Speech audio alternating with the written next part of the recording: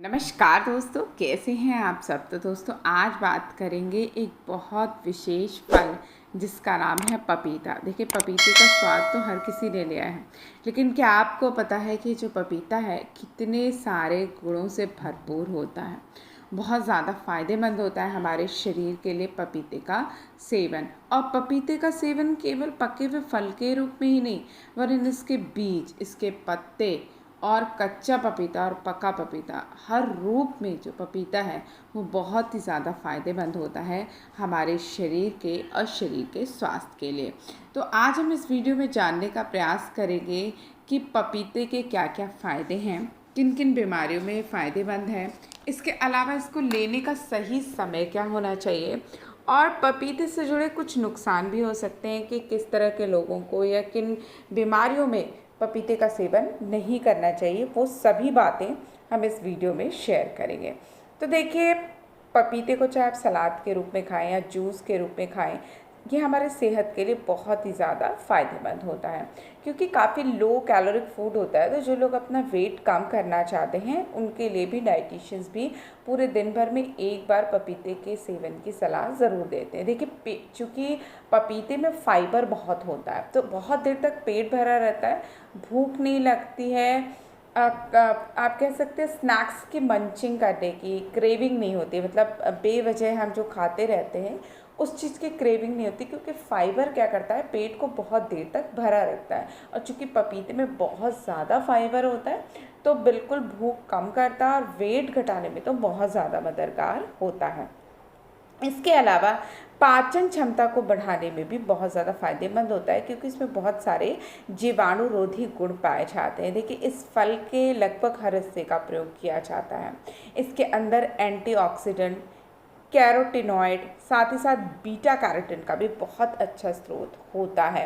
इसी वजह से पपीते के पत्तों को डेंगू के बुखार में भी काफ़ी प्रभावशाली माना जाता है। और डेंगू के बुखार में पपीते के पत्तों का जो काढ़ा होता है वो पीने की सलाह आयुर्वेदिक डॉक्टरों द्वारा बहुत ज़्यादा दी जाती है। देखिए, बहुत ही फ़ायदेमंद ये एक फल है जो हमें प्रकृति ने हमारे जीवन के लिए दिया है। इसके अलावा पपीता जो होता है बहुत सारी बीमारियों में फ़ायदेमंद होता है। सबसे पहला कि कोलेस्ट्रॉल के लेवल को कंट्रोल करता है, हमारे स्किन को साफ रखता है और कब्ज़ से राहत देता है। इसके अलावा हमारे दिल के स्वास्थ्य के लिए बहुत ज़्यादा फ़ायदेमंद है। दिल से जुड़ी किसी भी परेशानी में पपीते का सेवन जो होता है बहुत फ़ायदेमंद होता है, क्योंकि इसके अंदर कार्डियोटॉक्सिसिटी से लड़ने का काम करने वाले बहुत सारे ऐसे एंजाइम्स पाए जाते हैं जो दिल की जो मांसपेशियां हो जाती हैं, जब वो कमज़ोर हो जाती हैं, बेकार होने लगती हैं, और जो हृदय है हमारा वो सही ढंग से जब पूरी बॉडी में ब्लड को सर्कुलेट नहीं कर पाता है, तो पपीते में मौजूद जो कंपाउंड होते हैं वो उस समस्याओं को दूर करने में, दिल की मांसपेशियों को मजबूत करने में बहुत ज़्यादा सहायता करते हैं। इसके अलावा पपीते का जो शोध चल रहे हैं वो कैंसर संबंधित बीमारियों में भी चल रहे हैं। इसके अलावा शरीर की सूजन को कम करने में भी पपीता बहुत ज़्यादा फ़ायदेमंद होता है। इसके अलावा डायबिटीज़ जैसी बीमारियों में भी डॉक्टर पपीते के सेवन की सलाह देते हैं। इसके अलावा जिन लोगों का प्लेटलेट्स कम हो जाती हैं ब्लड की, खासकर खून में मौजूद जो छोटे सेल्स जिन्हें प्लेटलेट्स कहा जाता है, इनकी कमी की वजह से बहुत सारी बीमारियां हो जाती हैं। क्योंकि पपीते में बहुत सारे मौलिक एसिड होते हैं जो कि प्लेटलेट्स को बढ़ाने में बहुत ज़्यादा कारगर होते हैं। और इसी के साथ साथ जिन लोगों को डेंगू मच्छर की वजह से डेंगू जैसी समस्या हो जाती है, तो वह उस बीमारी में भी डॉक्टर पपीता व पपीते के पत्तों के सेवन की सलाह भी देते हैं। पपीता हमारे डाइजेस्टिव सिस्टम को, हमारे पाचन तंत्र को बहुत ज़्यादा मजबूत करता है, क्योंकि इसके अंदर पपेन और हाइपोपपेन मौजूद होते हैं, जिसकी वजह से पाचन संबंधित परेशानियों को दूर करता है। और जो पपेन प्रोटीन होता है उसको जल्दी पचाने में हमारी बॉडी की मदद करता है। इसके अलावा ये हमारे पाचन संबंधित अनेकों समस्याओं से हमें छुटकारा देता है, चूँकि फाइबर ज़्यादा होने की वजह से पेट की सफाई में भी बहुत ज़्यादा फायदेमंद होता है। स्किन के लिए इसका प्रयोग वर्षों से होता आ रहा है। जिन लोगों के त्वचा पे कील, मुहासे, दाग धब्बे होते हैं, वो लोगों को पपीते के फेशियल या पपीता का को ही दिन भर में 1 से 2 बार रगड़ने की सलाह चेहरे पर दी जाती है ताकि अतिरिक्त तेल निकल सके। और बहुत सारे जीवाणुरोधी गुण होने की वजह से ये मुहासे और एक्ने जैसी समस्या में बहुत ज़्यादा फायदेमंद होता है। इसके अलावा एक्जिमा, सोराइसिस और आँखों के नीचे पड़ने वाले काले घेरे को ठीक करने में भी पपीता बहुत ज़्यादा मददगार होता है। इसके अलावा जो लोग पीरियड्स की साइकिल जिनका नियमित नहीं रहता या दर्द महसूस करते हैं, उनके लिए भी डॉक्टर पपीता खाने की सलाह देते हैं। इसके अलावा जो पपीता होता है हमारी आँखों की रोशनी के लिए बहुत अच्छा होता है, क्योंकि इसमें भरपूर मात्रा में विटामिन सी होता है, ए होता है, जो आँखों की रोशनी को तेज करता है। साथ ही साथ बढ़ती उम्र की वजह से जो भी बीमारियां आँखों में उत्पन्न होती हैं उनको भी दूर करने में सहायता करता है।